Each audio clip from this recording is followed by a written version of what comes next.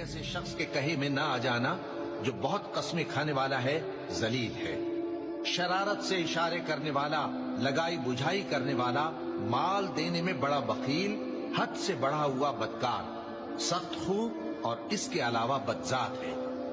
इस सबब से कि माल और बेटे रखता है, जब उसको हमारी आयतें पढ़कर सुनाई जाती हैं तो कहता है कि ये अगले लोगों के अफसाने हैं, हम अनकरीब इसकी ऊंची नाक पर दाग लगाएंगे। हमने इन लोगों की उसी तरह आजमाइश की है जिस तरह बाग वालों की आजमाइश की थी, जब उन्होंने कस्में खा खा कर कहा कि सुबह होते होते हम उसका मेवा तोड़ लेंगे और इंशाअल्लाह ना कहा। सो वो अभी सो ही रहे थे कि तुम्हारे परवरदिगार की तरफ से रातों रात उस पर एक आफत फिर गई, तो वो ऐसा हो गया जैसे कटी हुई खेती। फिर जब सुबह हुई तो वो लोग एक दूसरे को पुकारने लगे कि अगर तुमको काटना है तो अपनी खेती पर सवेरे ही जा पहुंचो